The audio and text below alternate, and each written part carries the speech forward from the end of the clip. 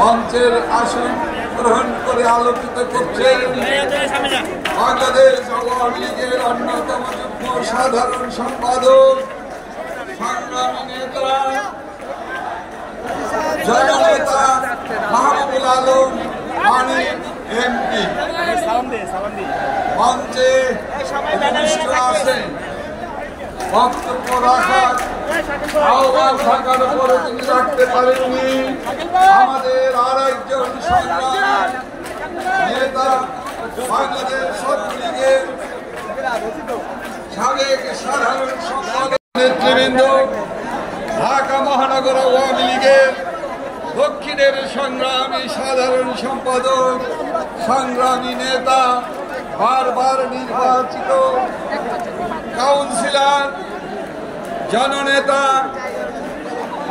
আলহাজ হুমায়ুন কবির হুমায়ুন ভাই উপস্থিত আছেন। ঢাকা মহানগর আওয়ামী লীগের নেতৃবৃন্দ, বিভিন্ন ওয়ার্ডের আওয়ামী লীগের সভাপতি সাধারণ সম্পাদক, সাবেক সভাপতি সাধারণ সম্পাদক, থানা আওয়ামী লীগের সাবেক সভাপতি সাধারণ সম্পাদক সহ আওয়ামী লীগের মহানগর আওয়ামী লীগের দক্ষিণের আওয়ামী লীগের প্রাণ, এই এলাকা যারা তাদের কষ্ট শ্রম এবং ত্যাগের মধ্য দিয়ে বিএনপি জামাতিদের দুঃশাসনের সময় আপনারা রুখে দিয়েছিলেন।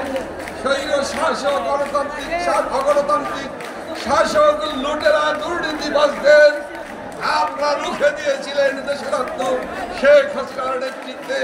সেই সকল আওয়ামী লীগের সংগ্রামী নেতৃবৃন্দ, ঢাকা মহানগর দক্ষিণের আওয়ামী লীগের নেতৃবৃন্দ, প্রিয় বন্ধুরা, আমি আপনাদের কাছে বিনয়ের সাথে যে অনুরোধটি করেছিলাম, যদি আপনারা আমার কথা শুনতে না চান, আপনারা মঞ্চের সামনে থেকে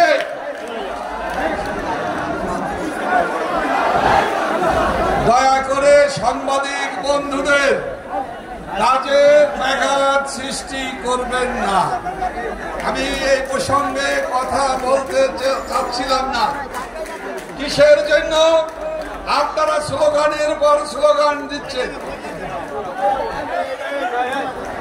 কে এই সংগঠনের ব্যানারটা কার? 23 নম্বর ওয়ার্ড কে? 33 নম্বর ওয়ার্ড কে? নেতা কে? তাই নামান, দয়া করে ব্যানার নামান। দেখি তো আওয়ামী লীগের নেতা কর্মীরা দেশের আপনার শেখ